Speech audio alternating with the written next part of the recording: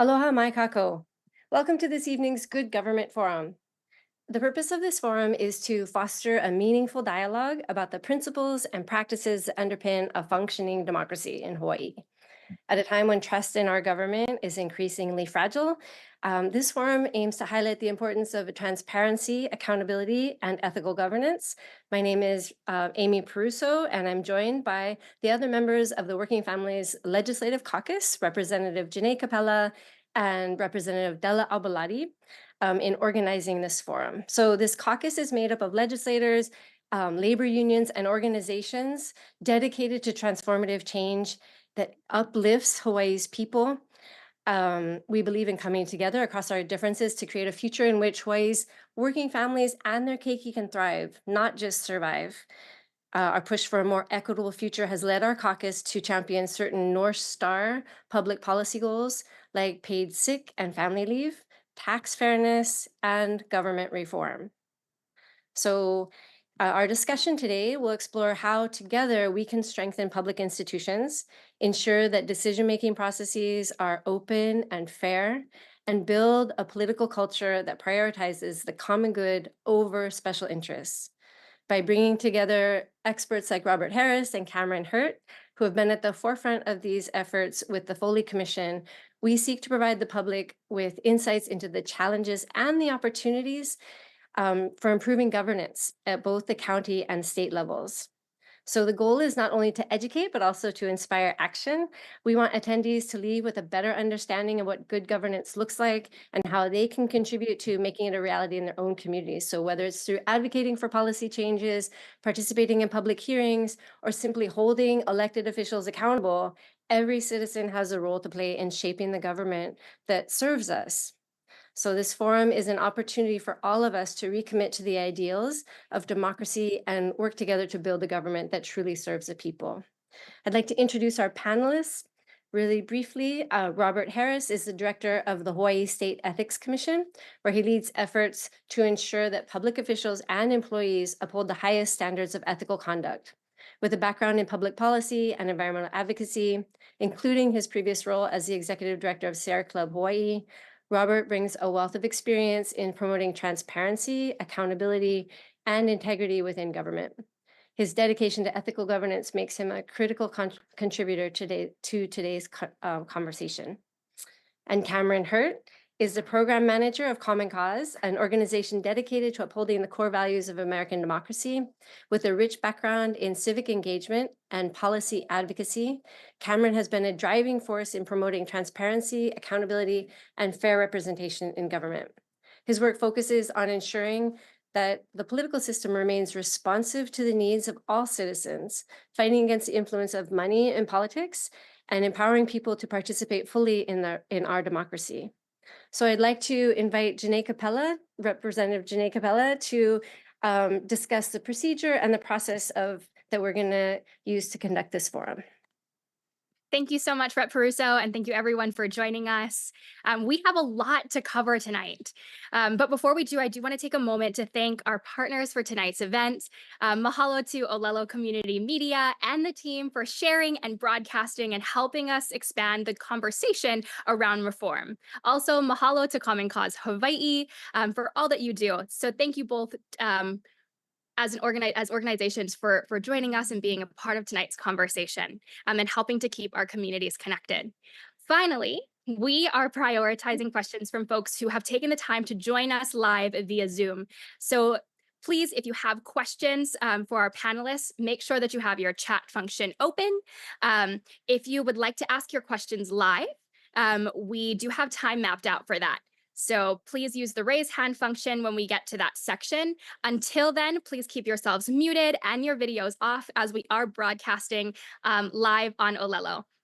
We look forward to a very spirited conversation. And we would like to begin by asking Robert and Cameron to provide some background information on the Foley Commission and its work, the steps that have been taken to address public concerns and possible pathways forward. So I'll toss it to you first, Robert.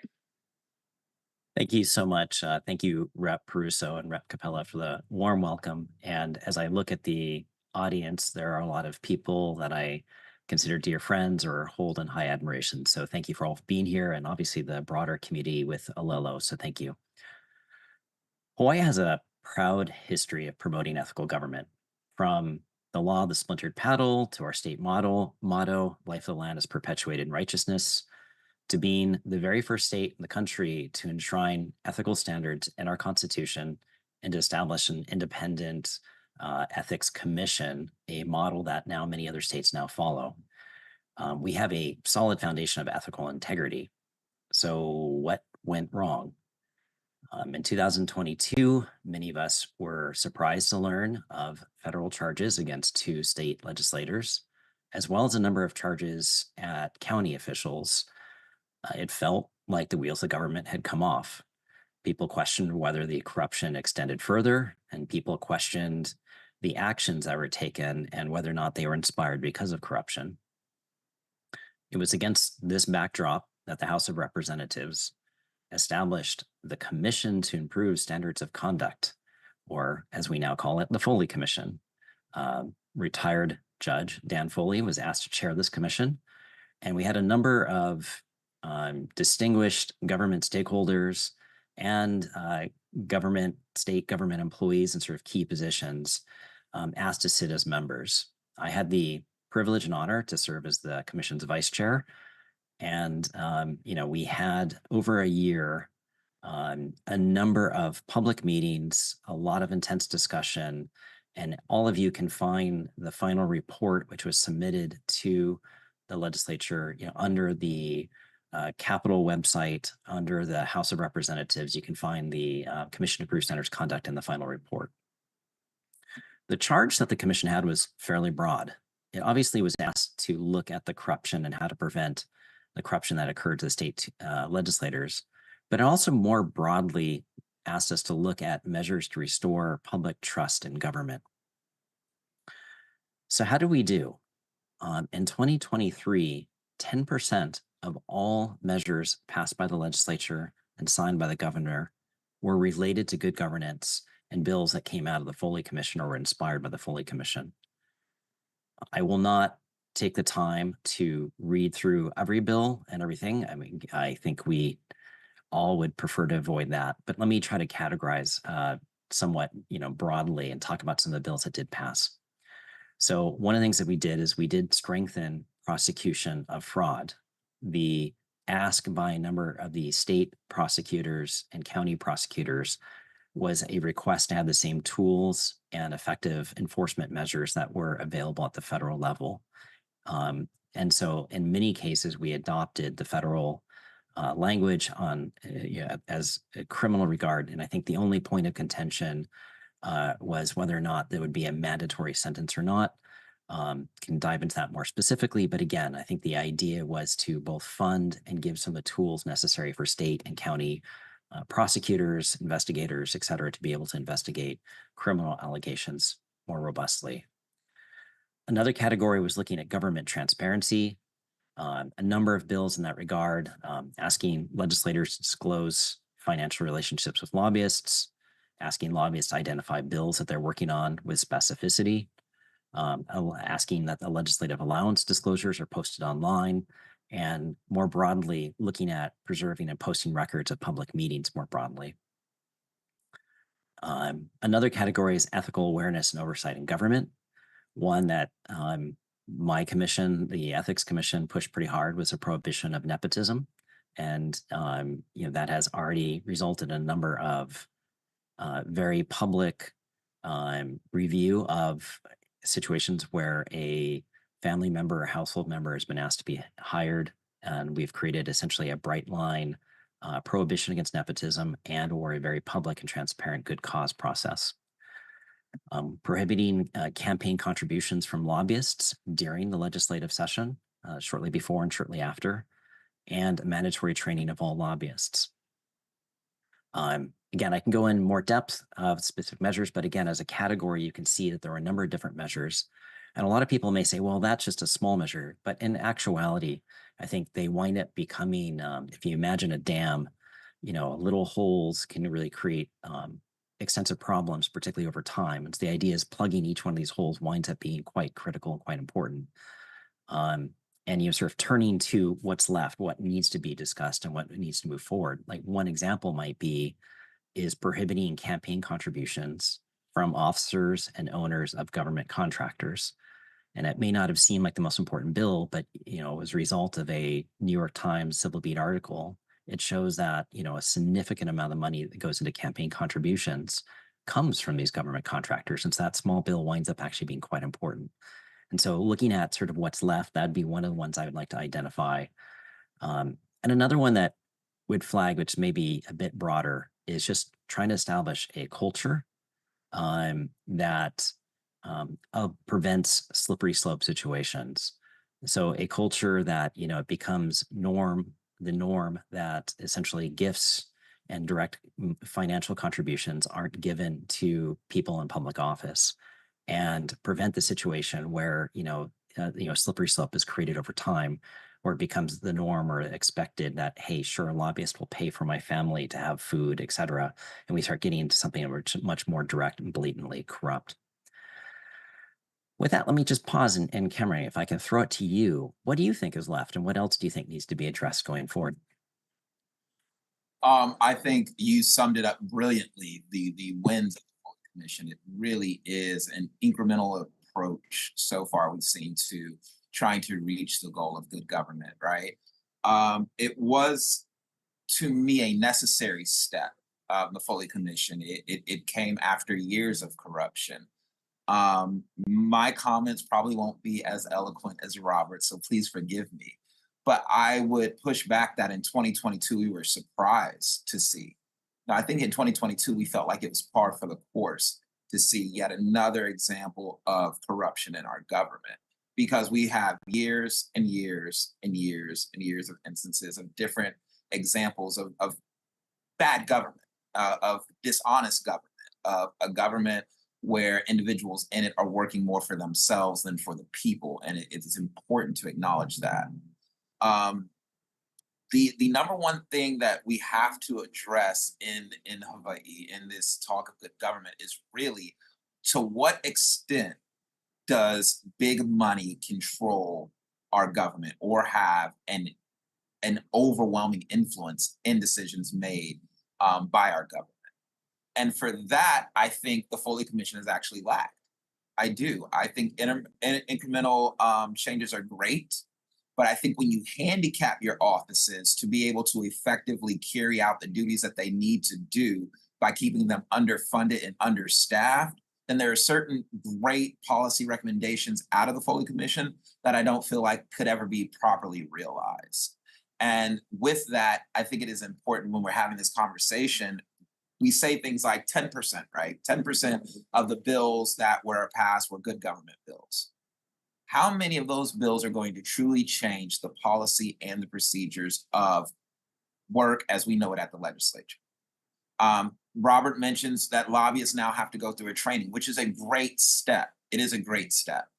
But what I want to discourage us is from getting drunk on our own successes, because while that training is a great step, as a registered lobbyist who's taken the training, if I don't want to pay that any attention, I can just click through it without looking and ever truly absorbing the good government information that that training is trying to get to me. Citizens United has also kind of erased the embarrassment of big money, right? And we know that that's not really something that the state can control. That's a Supreme Court thing. So that's way out of our hands. But lobbyists having to turn over who they're donating to, they don't mind anymore, truthfully. It's all good, because what can really be done to stop it? And I think when we start addressing that, then we will really be plugging holes where the dam seems to be at its weakest point of breaking. And I think if you talk to regular Kama'aina citizens of this throughout the state, and I know this from a poll conducted by the Clean Elections Coalition, they have a strong distrust in their government because they feel like money is what controls them. And the work that we've done around money has clearly left the public wanting more.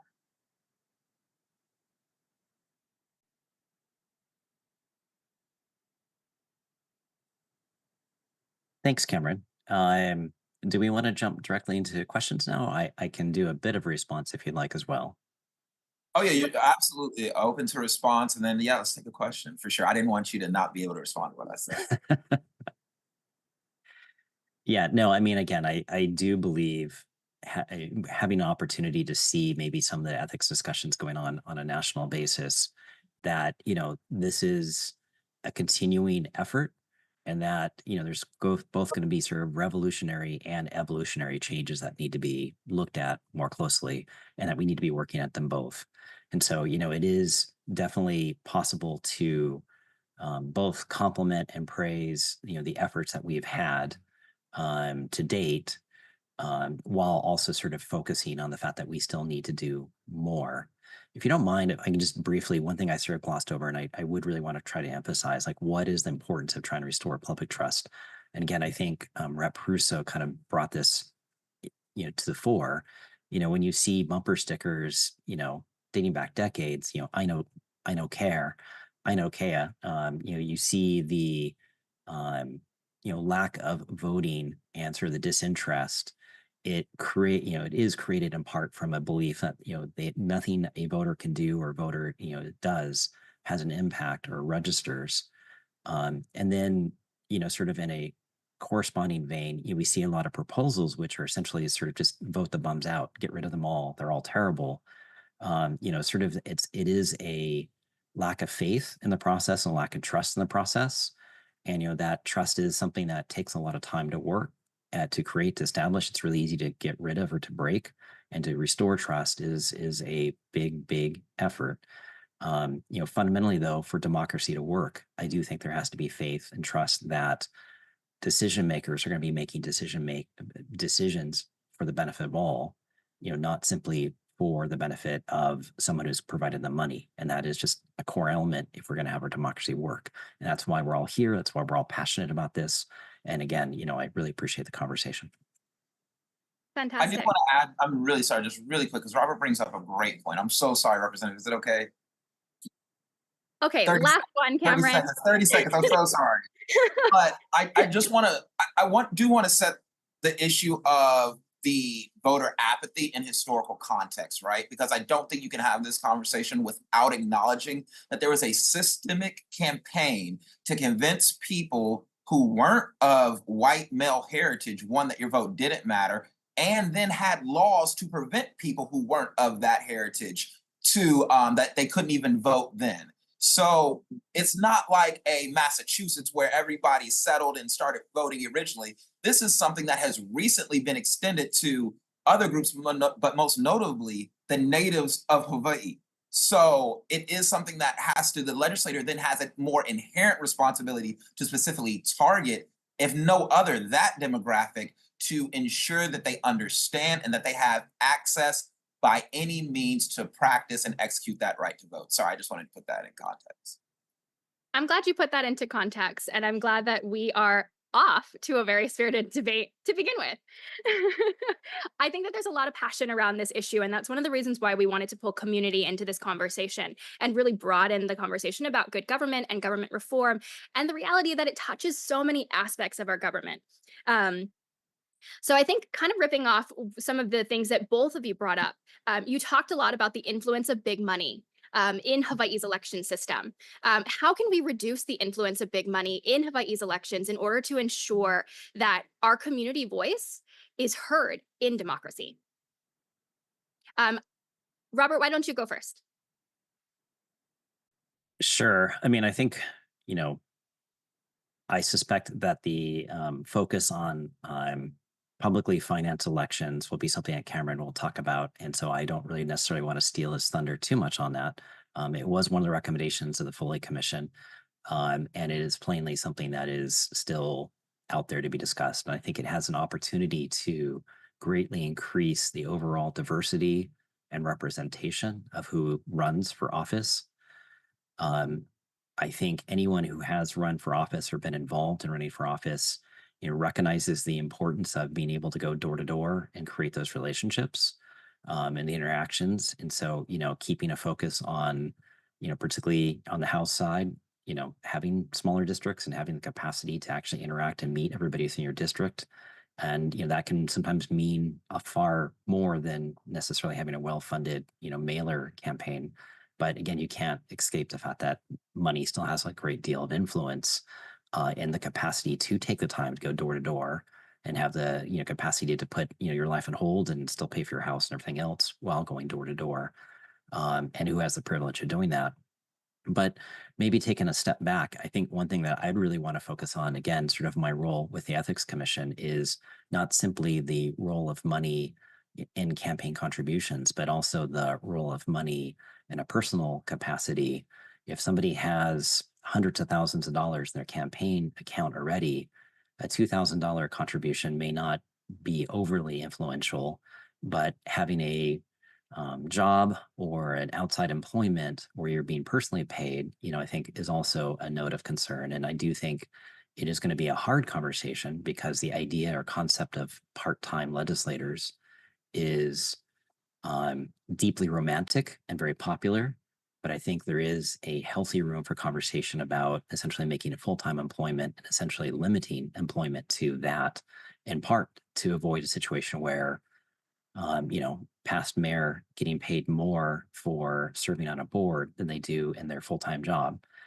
That's the type of thing you want to point to and say, hey, this should be your 100% commitment, and let's avoid extraneous conflicts of interest.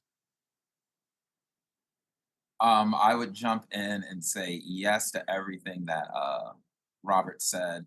And of course, we can talk about fully funded campaign elections. We absolutely can, and we should, because like Robert said, that was a recommendation from the commission report.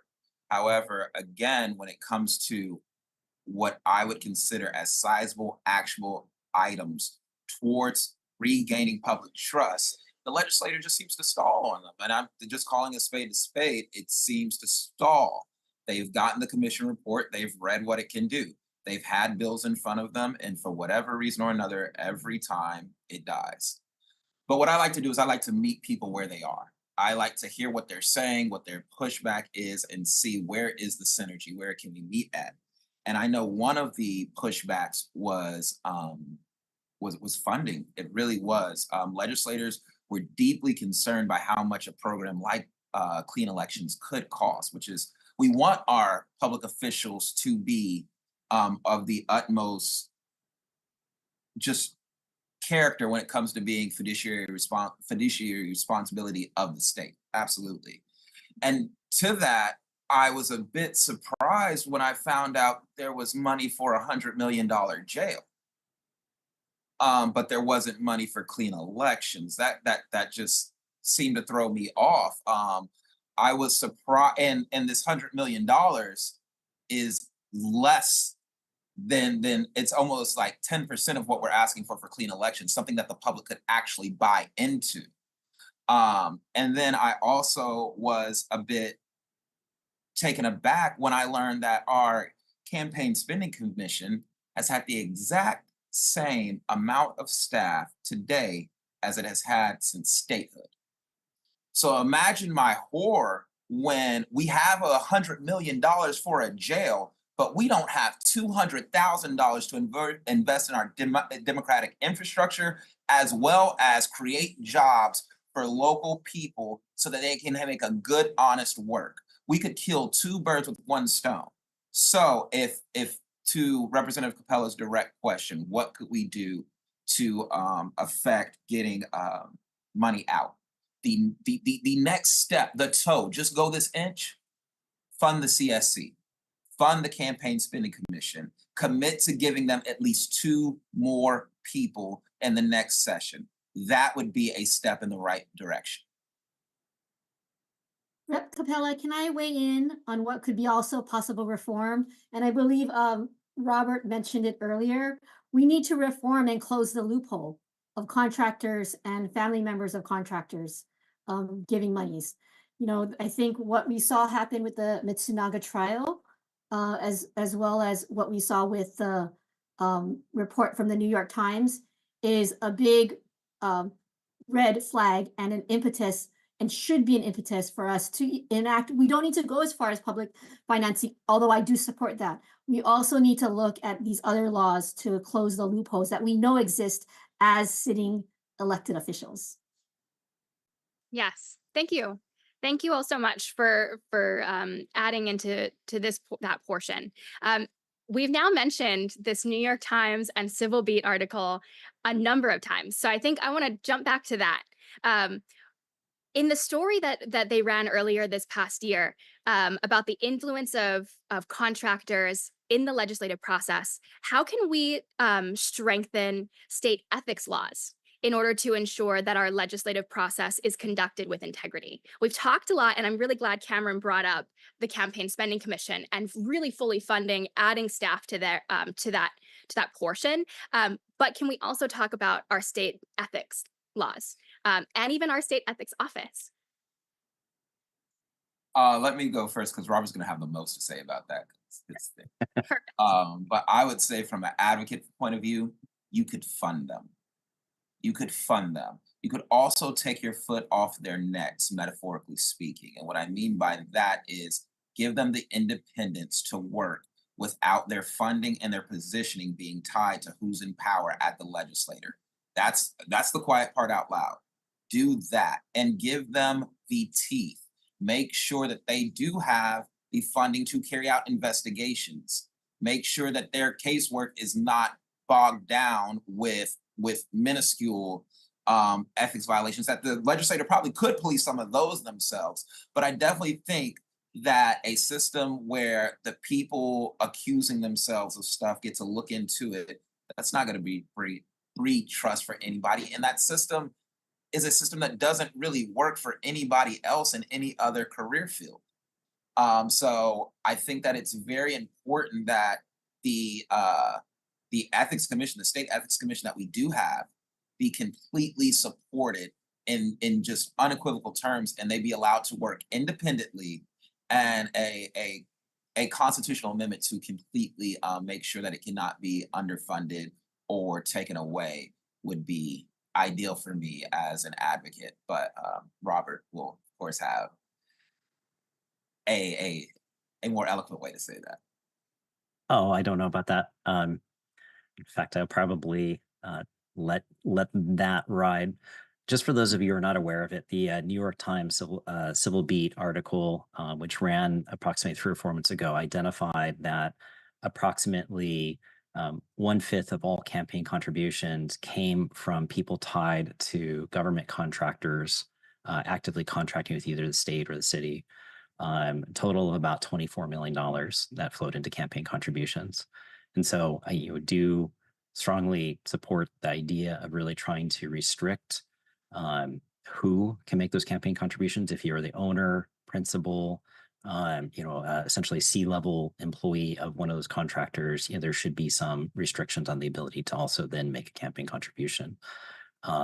We do have a pretty terrific law that prevents the contract or the company itself from being able to make campaign contributions. And I think it's actually already made a sizable difference. You can really compare some of the lobbying activity in other states and campaign contributions to other states, and we do far better. But we need to take that next step, as Rep. Bellotti identified, and close the loophole completely. Specifically looking at, ethics, more generally, there is a tension in that the legislature, tries to ensure that it is self-regulating and self-governing. There's a specific constitutional provision which indicates that the legislature has the power, sole power, essentially, to discipline itself. And obviously, the broader population more broadly has the power to elect and unelect folks. The same Constitution also does indicate that the Hawaii State Ethics Commission has oversight of legislators on what is prescribed in the Ethics Code. And so, there is a healthy conversation. And again, I'm not necessarily pushing to say that the Ethics Commission should have complete oversight on every single aspect of the Ethics Code. There is some concrete reasons why there may be different rules applied to legislators and employees. But I think there is still a continuing discussion that needs to happen there. The House of Representatives did a really good job last year of amending their rules and really increasing the conflict of interest language and a number of other specific recommendations, and they incorporated those into the rules. And I think, the next step will be to make sure that those rules are followed and enforced as need be. So, where the tension points happen, we need to make sure that they are, actually occurring. And if it's not working, then we need to look at other solutions as well. Can I ask a question to you, Robert? Do you believe that those rules were written without loopholes or without being ambiguous? I think, for example, the conflicts of interest language that's written into the House. So for those of you who don't know, the ethics code applies to all state employees, board and commission members. With regards to conflicts of interest, that's approximately 60,000 people or so, which prohibits folks from having a financial tie in a private business and then making decisions that may impact that business. Legislators are written out of much of the conflicts of interest language. And again, it's going to fall on what those rules are. And again, the House rules are quite good. They're very strong. They even talk about just avoiding an appearance of impropriety. But again, I think the rub will be the actual application of that rule. Thank you so much. I'm really glad that we're starting to talk about House rules. I think that's one of the interesting things about the legislature that many people don't recognize as well, is that the legislature is kind of this, and legislators themselves are kind of within this gray area where we technically police ourselves. But what happens if policing ourselves doesn't work? And where's the breakdown in that? And then, and how do we have outside accountability in helping us really adjust and maintain strong ethical boundaries, treat fair treatment between each other. And then, of course, one of the things I'm noticing here in the chat that's coming up again and again is the fact that bills keep dying time and time again, or some bills never see the light of day. That is a function also within our House rules that needs to be explored and expanded on really the power that chairs have. Kind of this unilateral power that chairs have. So I guess my next question is, aside from passing new laws, the legislature can adopt and change its rules to improve how the conduct of business impacts everyday people participating in the legislative process. Are there changes to the legislature's internal rules that you believe would strengthen our democracy, such as ending the process of referring non-fiscal bills to the Finance or Ways and Means committees, or the process of allowing chairs to have unilateral control in killing or even hearing certain bills? Cameron, why don't you go first? Yeah, I think this actually goes back to a point that Robert brought up about us having a part-time legislative body. The reason that we'll get for some of these rules is that, there's not enough time. Nothing would get done if we did it another way. Again, I like to meet people where they are. Great, work full time. Work full time. Legislators make what many in Hawaii are considering a full-time salary doing part-time work. However, I do believe that everybody, regardless, should be compensated for their work. So I say fund the Ethics Commission, fund the legislative body to go year-round.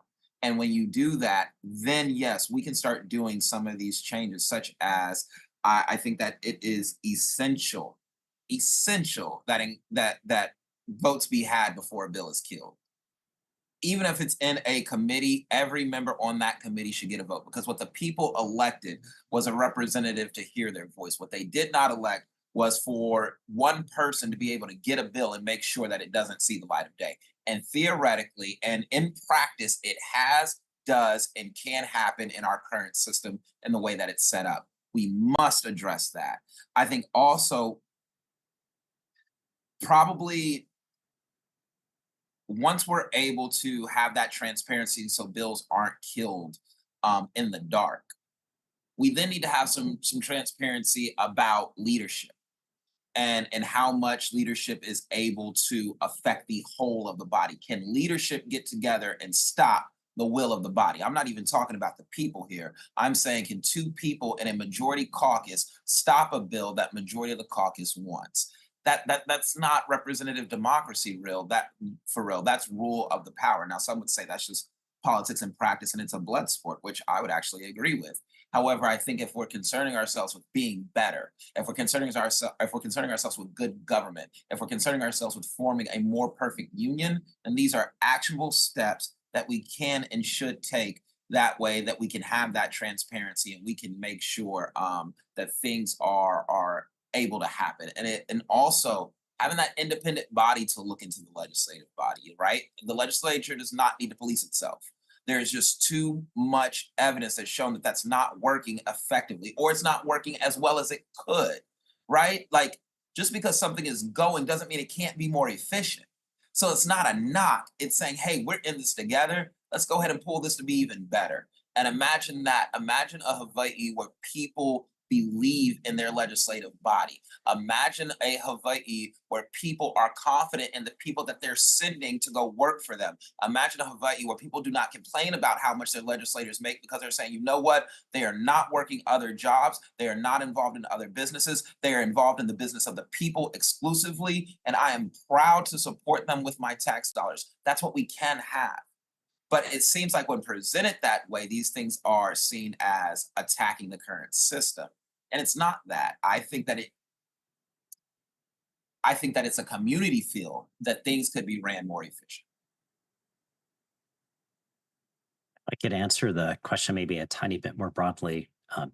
Not that we don't have enough to talk about, but a lot of conversation happened about sunshine and the application of the Sunshine Law to the legislature.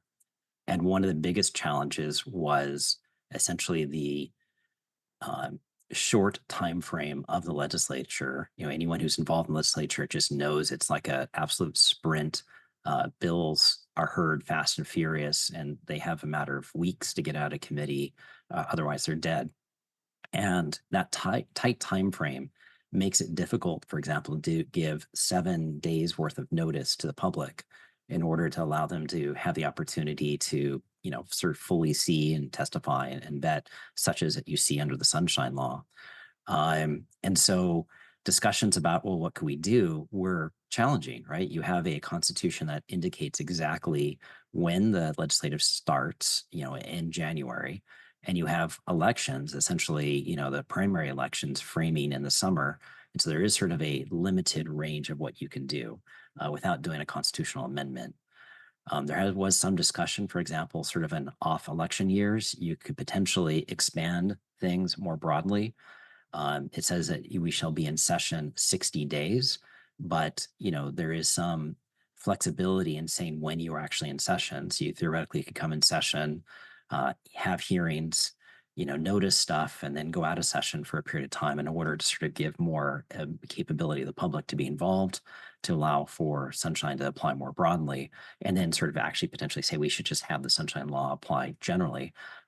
Just generally speaking, transparency and sunshine, does help prevent a lot of ethical issues. The old saying, sun helps disinfect. It is an effective measure. So again, that kind of goes to partially that overall process is the length of session, the length of involvement, and sort of what you can sort of then also impose on it. And that also would impact, what bills could be heard or not heard, right? Just the durational, if you have 3,000 bills, obviously not all of them are going to be heard, and, nor should they, right? There's a lot of duplicates, and there's probably a lot of bad bill ideas too, right? That's fine. We did look, nationally, and I confess it's probably not a comprehensive sweep, but in most federally and other states, chairs do have the ability to defer things. And, that seems to be kind of a constant. I do think, it would be important to, make sure it's public why something's being deferred. That's very clear. I'm sure many chairs do this, so I don't need to pick one in particular, but because I'm in the Judiciary Committee a lot, I'd, salute, Chair Tarnas have been doing a really good job of stopping people when they use acronyms, explain what you mean, requiring state employees to come up and actually explain what their testimony is so the public can see it, and then being very clear when deferring something, why it's being deferred. And I would also point, under the rules, your representatives do have the active power and ability to force votes, to have things re-referred. There is a lot of mechanisms already there. I think there is a perceived fear that they don't want to go against a chair. And again, I don't know if that would change, even if there was a vote or not. So again, long-winded way of saying I think there's a lot of room for improvement. And part of that starts by potentially just looking at the time frame we have, because that does dictate, a lot of the other things that we're looking at as being problematic, whether it be sunshine or sort of just the open process of how bills are heard and not heard. Really quick, Robert just Cameron? says, I know you're going to get it in the next couple of questions. I know this. So I'm going to jump to Rep. Bellotti, who has served as a former majority leader and having, I think, some of that leadership capacity. how can you add to this question, having had that capacity as well in the past? Thank you, Representative Capella. And I think this is absolutely the next uh, frontier for true legislative reform. It's absolutely right. We need to take a look at our rules. We need to look we need to just even go deeper at the rules of how we do referrals.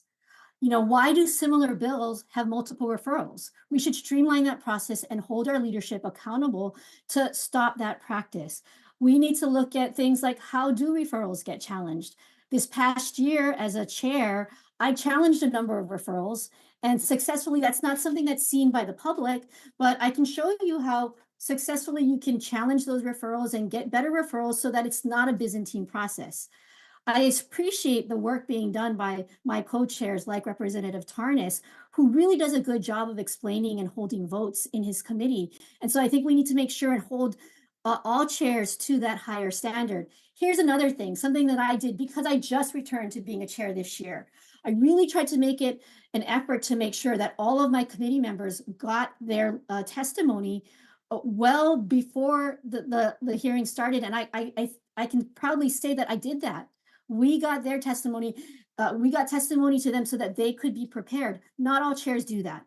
We need to hold all chairs to that higher standard of, one, sharing the committee testimony with first all the committee members, and certainly making it available to the public. I think from the Foley Commission, there was a very common sense recommendation that we do have testimony be permitted and shared 24 hours. We make it public.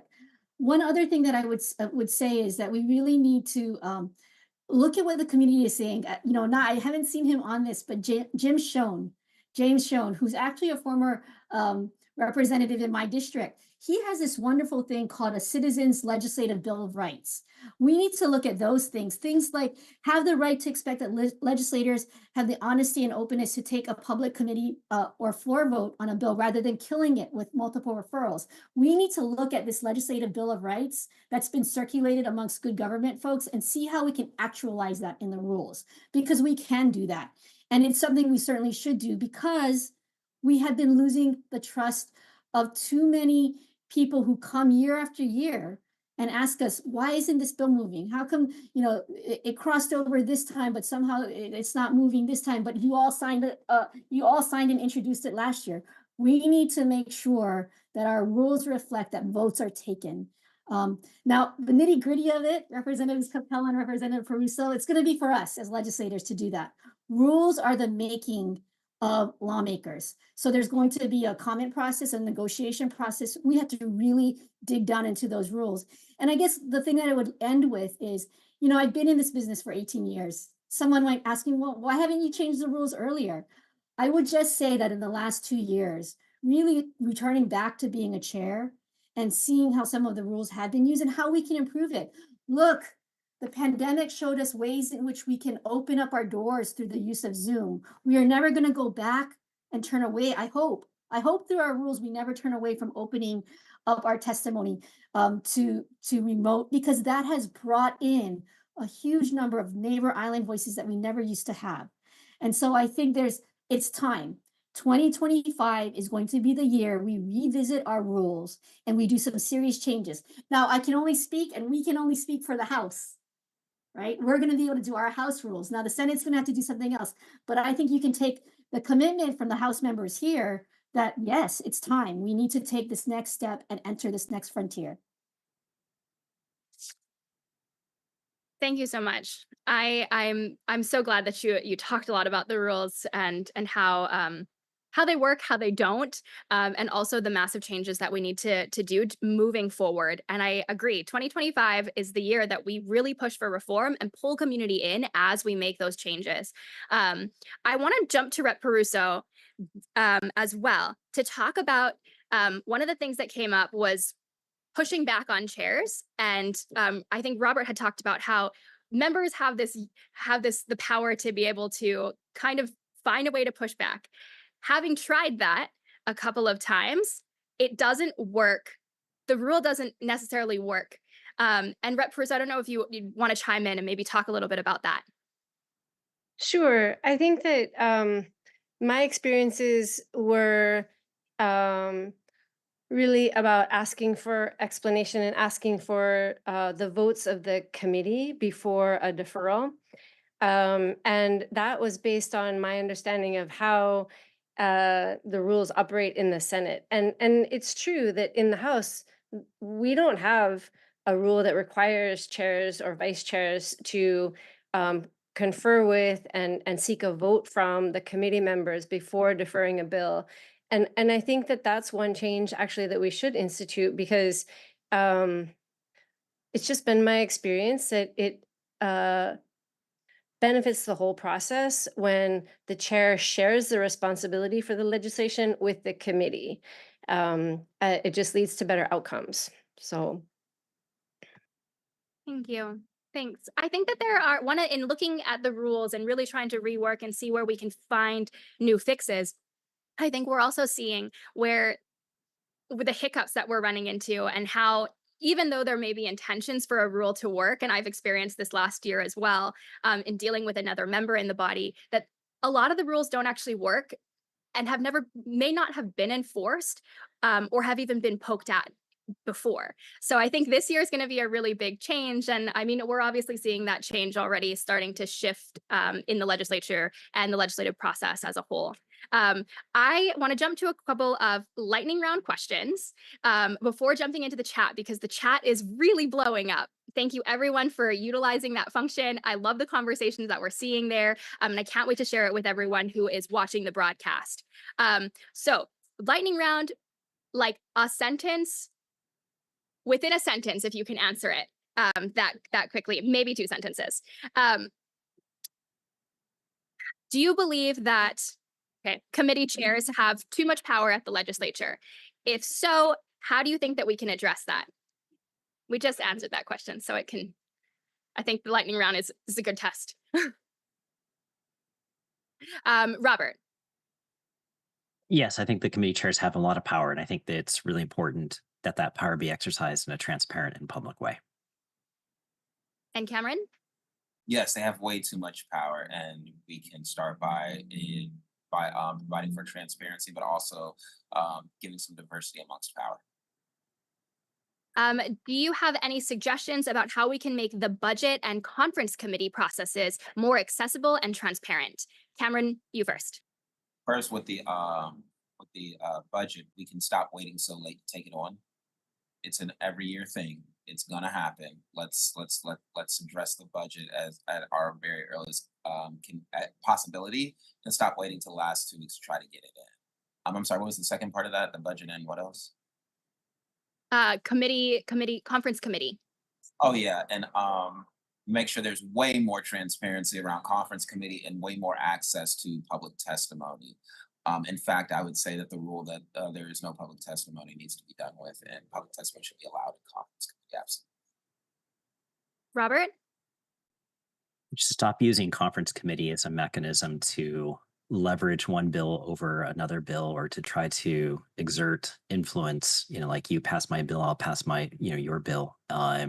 Conference committee, frequently bills are done and they don't need to go to conference committee. And it should, that should only be the rarity, for the really controversial bills. Budget, I think a lot of the information that goes into the budget, whether it's being reported from DOTAX, DBED, otherwise, that should be more public and more available earlier in the process, because that's used to influence everything, and it comes in at the last second and most people don't ever see it. So awesome. Capella, can I answer to this lightning round? Yes. Budget. Go ahead. We need to make sure that the budget worksheets, as they were given to the public this year, continue to be given to the public. That was something new, and that was really important. Also, we need to make sure that the calendar is not constructed so that there's not a way for us to get the fiscal information we need, not just on the budget bills, but all fiscal bills. This past legislative session, the way the calendar was structured purposely so that we did not have enough time to vet those last bills that came up in the last conference portion. Thank you. Rep. Peruso, did you want to add? Okay, One more lightning round question, and then I'm going to jump to the chat because there are some great things in there. There have been a lot of discussions about implementing term limits in Hawaii. Do you think term limits would impact legislative outcomes? And two parts, sorry. What do you think about internal term limits for leadership positions, specifically like only being able to be a speaker or a committee chair for a certain number of years? Robert, you first. Sure. Answering the last, I think, makes a lot of sense. Rotation of leadership. There are a number of examples in our states that have done that, and I think that makes a ton of sense, particularly if you find one committee's become a black hole for certain concepts. Having a rotation of leadership can be useful. My personal capacity did not support the idea of term limits more broadly. I think the concern is, what are you doing it for? Are you doing it to vote the buggers out? And if so, then, that's certainly an effective mechanism. But if you're doing it to try to prevent corruption, I think if anything, it may actually expand corruption because people, it's been demonstrated in other places, start looking for their next job, start looking for their next opportunity, and that sort of expands the potential for corruption. So I would say yes to legislative term limits on leadership capacity, but no to term limits more broadly. But again, it's, everyone's got their opinion on that. And I don't know if there's I don't have a super strong feeling on it. Cameron? I would say when it comes to term limits, that's a way more robust conversation because am I thinking that term limits in our current system will change anything? Absolutely not, because as long as people are still violating conflicts of interest, then they're just going to keep rotating the same people in, no matter if they have to rotate them out. And if big money is still allowed in, then they will still contribute to their circle of power, a cabal, if you will, oligarchs, if you will. So I think that with certain other provisions, yes, but term limits as a silver bullet, not so much. As far as internally, absolutely, absolutely. It's just good government, right? One, you guys as representatives, we're acknowledging you. Your public has deemed you the leaders of our community, not one over another. We just deem you guys as leaders. So everybody should have should have an opportunity to throw their hat in the ring to be a leader and it be taken seriously. I also think that it stops a certain district possibly from getting a whole lot of influence and resources because their representative has been in leadership for 30 plus years. That way we can see different things, right? Like, I'm just wondering, when was the last speaker that came out of Waianae? When is the last speaker that came out of Pahoa? When is the last this is why, right? And these are ways that we can, one, get good government while also doing what I was saying at the beginning of paying a debt that we owe to the Kanaka population by making sure that there's equal access to every part of the island getting that spotlight, that attention, or even just that act. Because being in a position of power does give you information, like what grants are coming in, what kind of like what some of these criteria may be. So you may be like, hey, just so you know, this is coming down the road. Now that's not anything that you'll be brought up on an ethical charge for, in this state. But as it is, it shows that, hey, this person got proprietary information to get their ducks in a row. Okay, fine. If that happens in whatever district, then yeah, give Waianae the same chance. Give Nanakuli the same chance. Give Molokai the same chance. So I think that by putting internal ones, we can kill at least two birds with one stone. Rep. Peruso? I just want to note that Cameron did not honor the rules of the lightning round. And taking this opportunity, I just want to say, I might be the only person who supports term limits. And that's because I think that they have been implemented in reasonable ways in other jurisdictions so that they're not too short and not too long.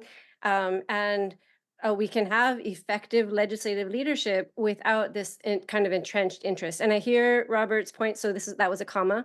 I hear Robert's point about the iron triangles, right? So and benefiting from having served in the legislature to go into another sector. But I think we can develop cooling off periods that help address that problem. I support term limits.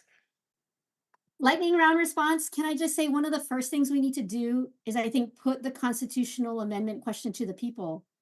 Do you support term limits for lawmakers? And then once we get the answer to that, and don't put out a confusing question. We should actually put out a question and not play games with that constitutional amendment question.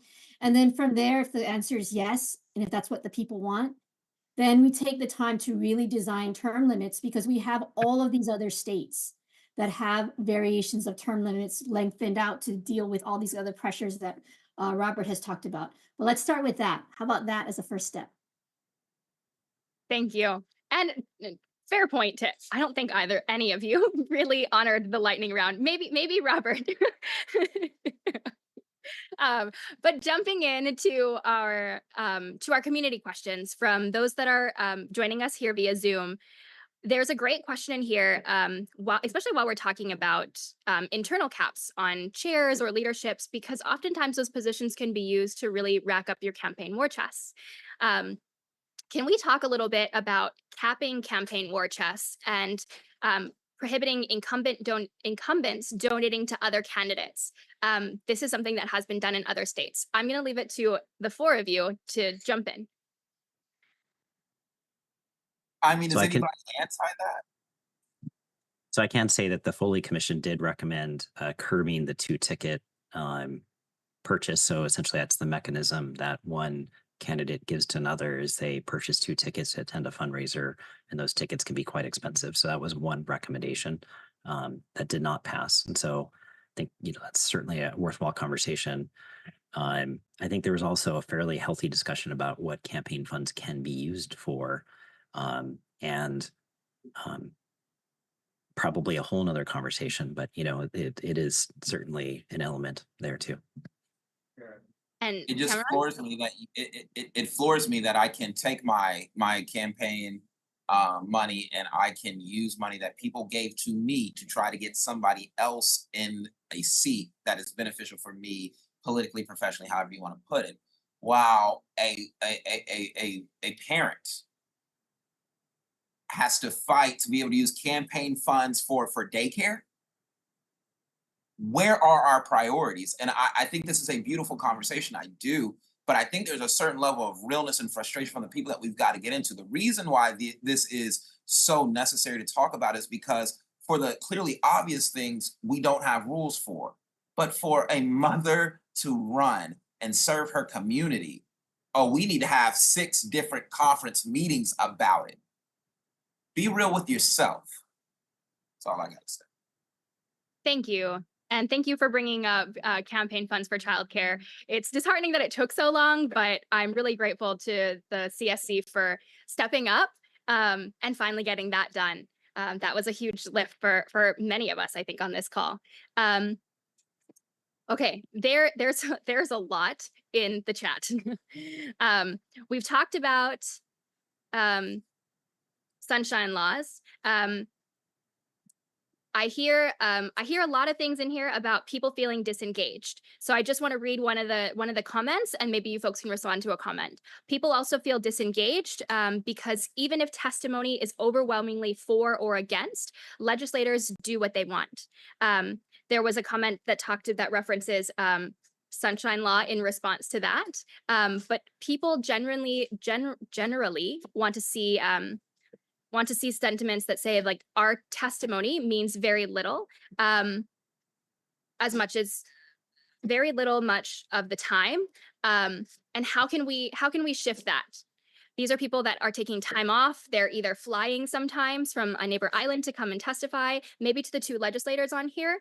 How can we try and shift some of that so that community testimony really has much more impact and community feel more engaged in that process? Amy, how about you go first? Sure. And I was also just reading in the chat, Tui mentioned that, there's not, people feel like the decisions are predetermined and happen before the committee hearings. And I will say that I agree with that as a generalization. Although I have seen decisions change in the context of a committee hearing. I think that how we can improve, there's a couple ways. And the first is to make that discussion more substantive and robust by releasing the testimony 24 hours in advance, because then you actually have a conversation. If like not only the committee members, but the public has no access to the testimony of various stakeholders, then when they present their oral testimony, then they're kind of still operating in the dark. Like there's not an opportunity to take that conversation to the next level so they can respond to each other. And I think that we're losing out because then we're cutting off a conversation, and then that's reflected in our legislative outcomes. So many bills die because there was an objection raised in a hearing that nobody had an opportunity to respond to or to provide a corrective mechanism, and it just creates this spinning wheel that goes on for years sometimes with a very simple piece of legislation. So I think that that's one simple thing we can do, and then the second simple thing that we can do is I mean, create some kind of sunshine law so that that and I see Della like cocking her head a little bit, but that I really do think that there's a lot of decision making that happens behind closed doors. And I think that we can, while what exists in law for sunshine law right now would make our lives really difficult. I think that we need to revisit sunshine law and see which elements we can actually apply to our work. How can we bring much more of our work into the public light? And I think that that will inspire public confidence. That's all people are asking for. They're not even asking that the outcomes always go their way, but that the process be participatory. Rep. Bellotti, did you want to add to that? I think what I'd like to add is that, there's this assumption that if you hear a bill, it's going to pass. And I have put on agendas some tough bills where I know I might not have had the votes, but I had the hearing and then let it be voted on. I've also put on bills that I don't necessarily agree with 100%, or I do agree with, but I'm going to make some changes. And I think sometimes one of the things that has to happen is that, chairs have to do a better job of showing that that's the process that's taking place, and then let votes move forward as they are. I also think something in the last 2 years that's been happening that's been really good on the House floor is that we need to have more discussions on those bills. And oftentimes, there will be this assumption, oh, let's not talk about the bills on the House floor. That is the place for democracy. That is the place where we're supposed to be having conversations. And I don't think we should shame other members into thinking that it's not appropriate to raise ideas or concerns, because it's that very place that we raise concerns, so that at the next step, at the next committee hearing, that's when those things can be addressed. And I think failure to address it then at that point becomes an issue. We saw some robust debate around cannabis, and that debate's coming back. That debate is coming back, and the federal landscape will have changed. So we're going to have to keep taking up these tough issues, let people speak on the floor, and let the votes happen. That's another thing that we need to just let happen. If I can jump in just briefly Yeah. on this one, again, having been the head of an advocacy organization, now also working on behalf of a governmental body, I sort of feel like I've had a healthy view in this, and that, again, this is only going to get more difficult and more complex as time goes on. The population of our state is double than what it was when the Constitution was first passed, yet we saw the same number of elected representatives. The capacity of social media to dump hundreds of testimony for every bill that comes in. And a lot of times, sometimes that social media is not necessarily construing the bill right. It's a click here, add your voice kind of thing. And so again, I think, it's not surprising that some of that gets disregarded. So, two things I would highlight quickly would be, one, I think it is really, really important to communicate, if there is a chair there, or just any representative, that they're very clear in communicating why they're taking certain actions and what considerations they're having. And if a bill is really complex, I don't know if it's necessarily bad to defer it, to say, hey, we need to take more time to work on this. If you're discussing something like, I see Ted Bolin on here, clean water standards and, the scientific basis for certain, threshold pollutants, it's going to be complex, and you're going to really need to make sure that you've got all the evidence you need before passing that law. The second thing I'd point to is a lot of it was going to boil down to relationships. And so, organizations, supporting organizations that fight for causes you believe in, like Common Cause, and letting those folks develop the relationships to be able to have the trust to be able to go in and be relied upon versus just sort of anonymous testimony coming in, and building those relationships as individuals in the community, being involved in the neighborhood board and taking the hard work that democracy is to develop the relationships and be seen and recognized as a trustworthy source. Again, that's not a satisfying answer necessarily, like particularly somebody's very busy, but I mean the reality is as more and more noise comes in, it is hard to filter that noise, particularly over a very short legislative session. Cameron, did you want to add anything to that? No. Okay. We're going to shift now to the portion where we invite community members. If you would like to ask your question live, raise your hand. Do not take your camera off. We will take your camera off for you or turn your camera on for you as we call on your name, but just raise your hand or use the raise hand function, and we'll try and get through as many as we can. While people are doing that and utilizing the raise hand function to ask their questions, also note, if you ask your question live, you will be broadcast on Olelo. So utilize that as you will. As people are doing that, can we answer a question relating to the regulation of super PACs within the confines of Citizens United? So increased disclosure and establishing fees and requirements that make their actions much more transparent and less attractive. Cameron, do you want to take a hit at that first?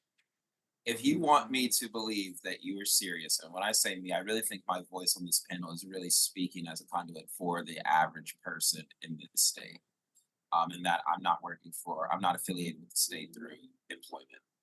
So if you really want me or us to believe that you are serious about the turmoil that Citizens United has made, and I think that in just addressing Citizens United, one, I'd be remiss if I didn't notice our current political system, where the federal supporters of Citizens United are now really mad at it because it's not going their way in the way that they're getting their money.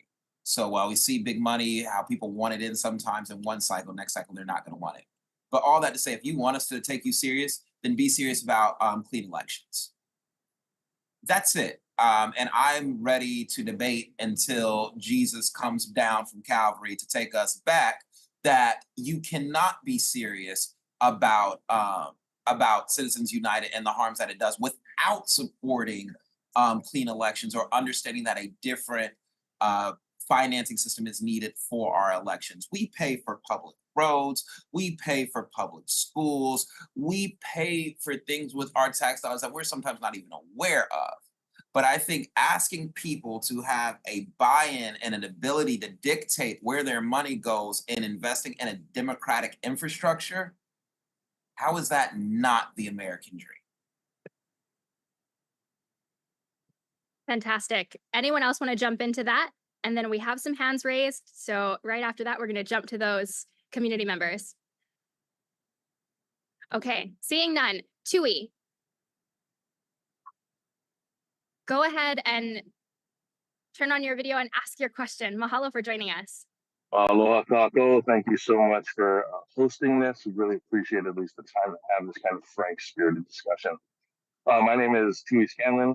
I'm the president of IUTSC 665, the Union Behind Entertainment. My question is, like the idea that we had mentioned previously about chairs having the power to unilaterally kill a bill, to defer it. What are the specific steps that would need to be taken by legislators or by whomever has the power to do so to change the rules so that chairs do not? So that there has been, in my experience, in bills that we don't necessarily have a full stake in, like it's just the fact that we are part of this community, we support these community-led efforts for free lunches for kids in public schools, or this, that, and the third. What would be the process to enact something like that, some kind of rule change to that effect? Thank you. Stella, can you jump in and answer that? I'll jump in. Rules are voted upon in the first day, on opening day, by legislators. We have the opportunity to look at those rules, and there are actually rules that govern chairs, and there can actually be challenges to chairs in the current rules.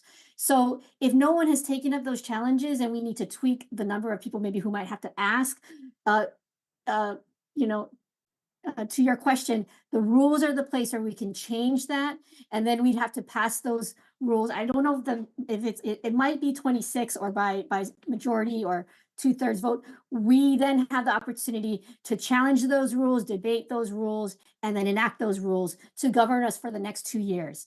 I will also say that by constitution, there are also ways to recall bills that requires a certain number of legislators, and so that actually is not a rule change. But that is something that's an activity that has not really been engaged in, at least in the 18 years that I've been here. But certainly, if there are things that are being bottled up and consistently bottled up, certainly people can look at those kinds of processes and procedures that we already have in place, Tui. I hope that answers your question. Rep. Peruso, do you want to jump in? I'm Okay. still thinking about the super PACs and Citizens United.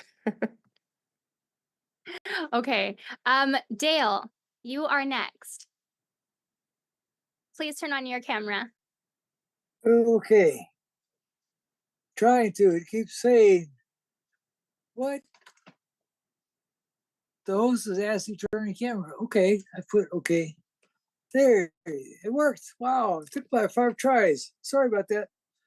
So anyway, I've been coming down to Capitol by 8 years now.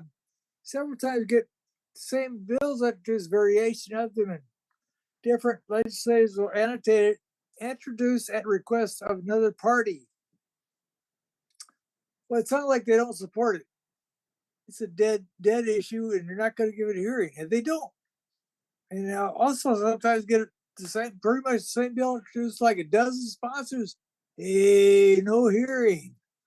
Oh, gee, then I can match up the sponsors by going to websites like followthemoney.org. But when they annotate the bill introduced on behalf of another party, does that not mean that they don't support it? Thank you. I'll take that one, Janae. Just real quick. By request is a little funky legislative thing. And some of it is, look, the Speaker of the House and the Senate President introduced by request the entire executive package. And so that's something that just happens. There are measures, and yes, sometimes legislators are asked to introduce bills by their constituents that they might not fully support, but they want to just introduce it, because honestly, the only way to get a bill introduced is through your legislator. So by request is not a nefarious mechanism. It's just a tool that we need to educate folks about. With that said, I think, Dale, the more important question is, like, when there are bills that have such huge numbers of people introducing them, I have seen legislative rules, and we'd have to, again, take a look at them and really dig into them. What does it mean if a bill doesn't get heard when it's introduced by a whole lot of people? And is there a mechanism that we can use to make sure that those bills that seem to have a lot of support do get a hearing? That's something that we can look at, certainly. Anyone else want to jump in? Okay, seeing none, we're going to. Oh, Cameron. If I could just jump in, I'm actually not going to add anything. I unfortunately have to run to another taping that I'm doing tonight, but I just wanted to close out and have space to say thank you to the amazing panel. Thank you to you all for the invite. I would like to remind the public to vote yes on 1 for marriage equality. And I would definitely love for you guys stay engaged. This is how a showing like this on a digital platform with about a little bit over a week of advertisement. This is how this shows the appetite. And to our legislators who might see this, it's always the right time to do the right thing. And we believe in you. Thank you guys. Have a great night. Cameron, thank you so much for joining us. Una, we're going to jump to you next. You can unmute yourself and turn on your camera.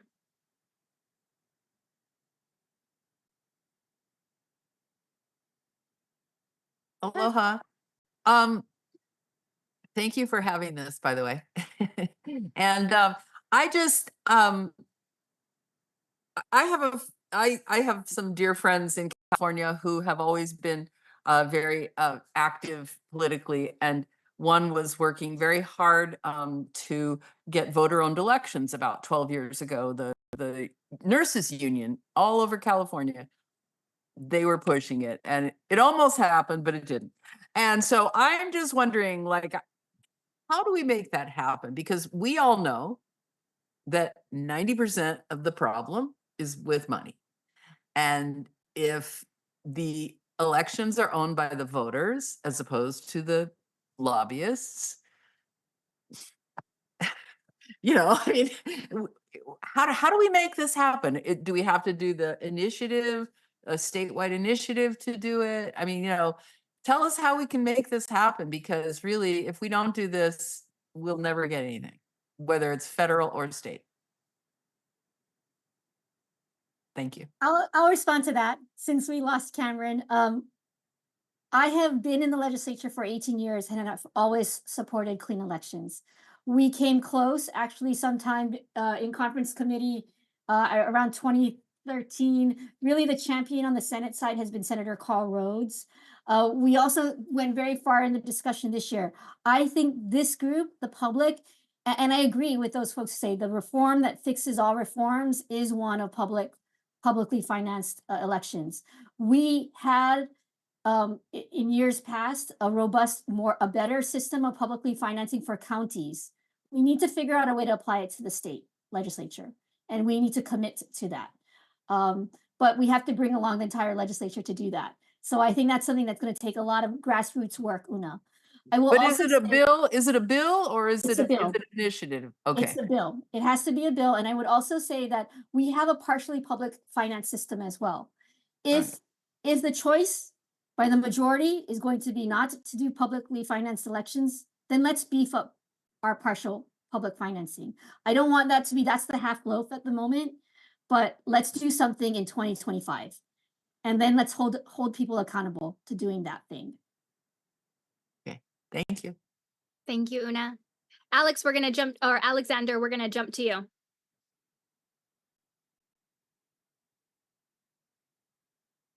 Okay. If you want, you can turn on your video. I am trying. You can hear me? We can hear you. Okay, I think I got Oh, it. there we go. Okay. First, I wanted to congratulate you all because this is a really great first step in transparency and open government, and we need a lot more of this, not only like on forums like this, but going out into the public and holding open discussions and so forth. So I really think, want to congratulate you all for holding this session. My concern, of course, is, we're famous for great first steps and then we don't follow through. And so, one, I would call upon you and other folks who have like-minded in the House to keep this momentum going. But I'm also calling on the members of the public and other people who have watched this to keep the pressure up, because as we know, legislators will respond to the public and to to pressure. And so I think it takes a lot of people to make this work. But I do think this is a great first step. I also wanted to address and comment and have you folks comment, with Mr. Psyche having lost the election and now the House is going to be open for a new speaker. It's really a critical moment, as far as I'm concerned, for real change to occur in the House with new leadership. My concern is, and I'd like you to address this, is when Mr. Psyche came in with his people, he was the reform candidate. He won because he was coming in to create reform. We're in that same position now. So I'm wondering if you folks can address what is happening with House leadership and what are you folks going to do if you get into power, more so than you are in terms of leadership in the House, to really keep this movement going and to work for open government, as opposed to now, like the old song, you get into power and nothing then happens. Rep. Bella, I saw Capello? you unmuted, so if you want to go ahead. Okay, I will take this one on head on because I know Allie never pulls punches. First, I would say on commenting on House leadership, House leadership, and it is an internal organization. So actually, I was quite surprised when on the day of after the primary, there were public comments made. So what I would say is that there's negotiations going on and there's conversations that are happening. And I think the members of the House who have not all been fully elected yet, because we still have an election, folks. We still have an election, folks.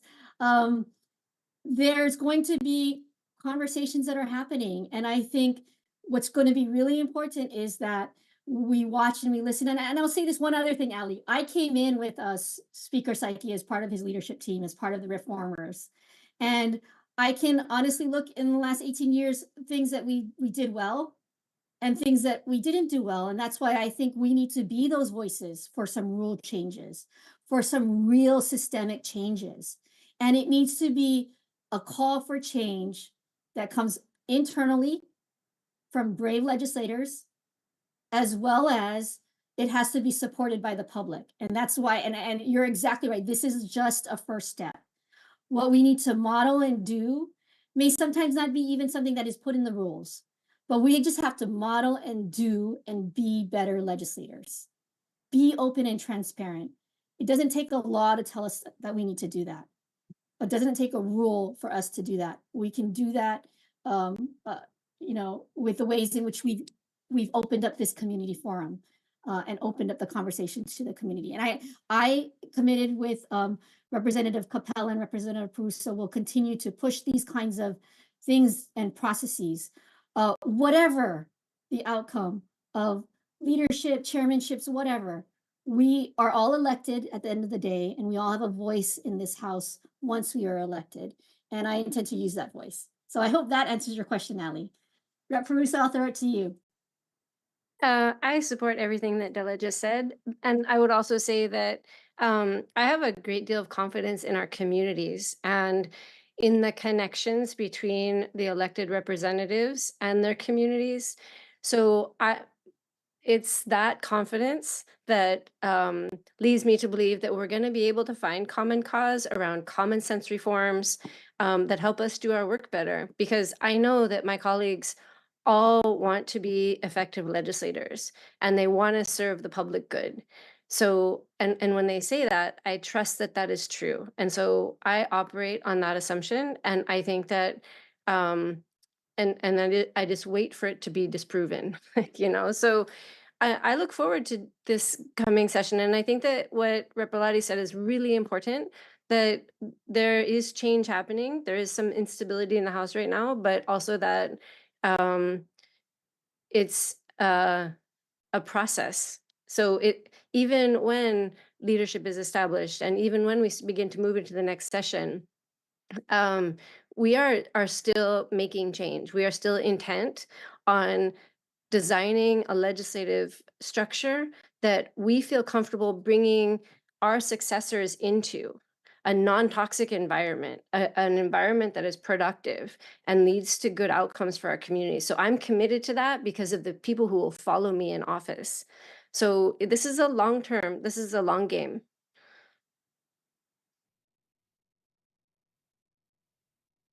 I feel like there's a lot to add to that, but we're also running up short on time.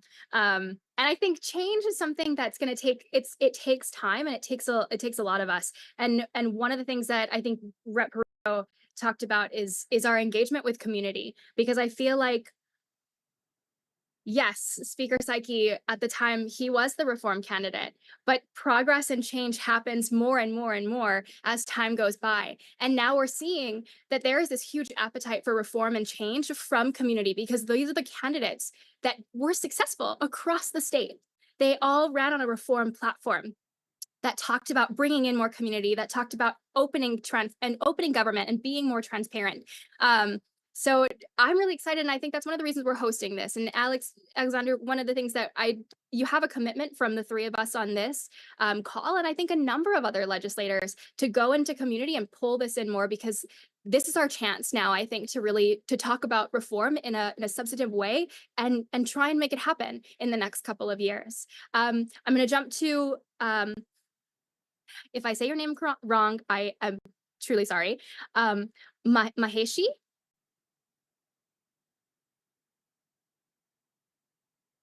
I got I'm not muted, but it's not letting me put my camera on. We cannot start. Oh, okay. Okay. Aloha. The legislatures, whether it's the House or the Senate or City Council, they work for the people. You know, our taxes pay the salary. And yet we feel like we have so little input. We make the own rules. Everything's done in the House. And we have no say about anything. And so there's two things that I think would be a major change. Ranked choice voting across the board. Every single politician. You know, we had it here in 2020, just for the presidential election. I was so excited because I got to vote for the one I really wanted. And then I got to vote second for the one that I knew would probably win. And citizens initiatives. These keep getting voted down, and we have no power. We're putting out, you all are making a lot more money. I'm retired, so far I'm okay. But the people here, 67,000 people left Hawaii between 2021 and 2022. You know, a rail is being built that there's nobody be here to ride it. We have a shortage of 911 operators, EMS operators, trash collectors, bus drivers, city drivers. You know, it goes on and on and on. And as long as legislatures and their money backers have this addiction to condos, and please change the word affordable housing. It's such an abusive, cruel term. You know, it's not affordable housing. They built this condo next to me. $535,000 is affordable? For whom? And is there anybody anywhere checking on all these condos that are being built in Kaka'ako? Kaka'ako is like the construction site permanently. We walk down the street and there's all kinds of numbers and checks and everything and buildings going up here and there, but it's not for the people. You see more and more homeless. It's not for the people.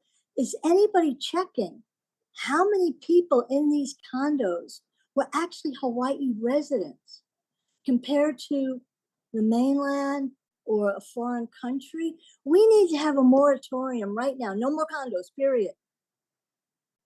And every building that gets built should be 1/3 low income, 1/3 middle income, and 1/3 high income. It'll pay for the building. Because right now, the reason we're losing people and the reason people just don't care anymore is because they can't afford to live, period.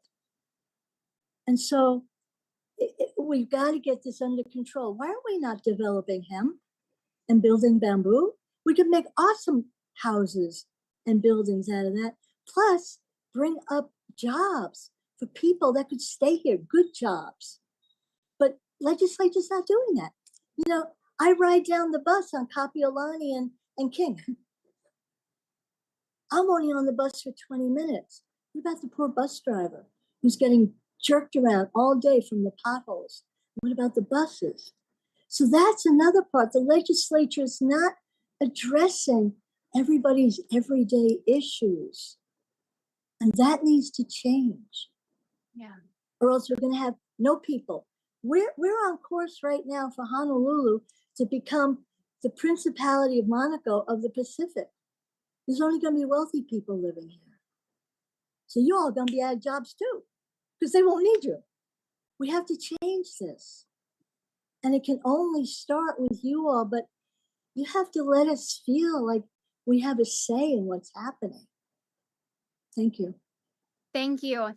You know, I'm gonna jump in and answer that really quickly, because I think that you are preaching to the choir here when you talk about the need for truly affordable housing and better governance. And I think that that really relates to what Cameron talked about earlier. We have $100 million to spend on a jail when we know that crime is down. We know that we have other reform measures when it comes to police and safety reform in order to support those things. Yet we don't have money to pay for free school meals or to pay for the things that we know community need and ask for and want. So I think that having this and hosting this conversation is really talking about that. And then in relation to housing, I hear and feel you. I'm a state legislator and I'm an Alice family. Like, it sucks. It's really, really hard to be in this position, to know that I make just over the amount to qualify for childcare support, but don't qualify for affordable housing.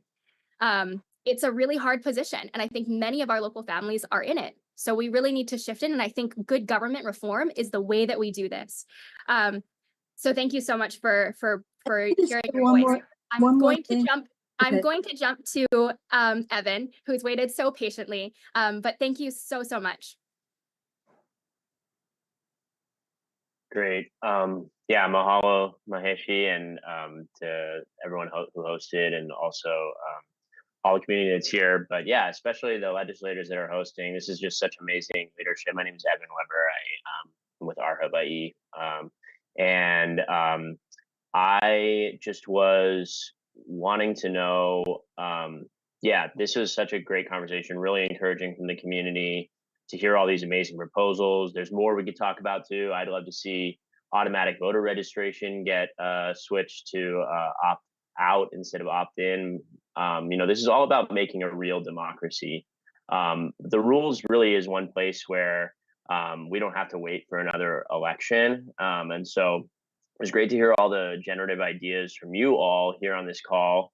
My question would be, how much support do you feel like there is from the other 47 members of the House? And if people who are watching at home want to do something to take action, what can they do to kind of help make these rules changes and these legislative changes happen?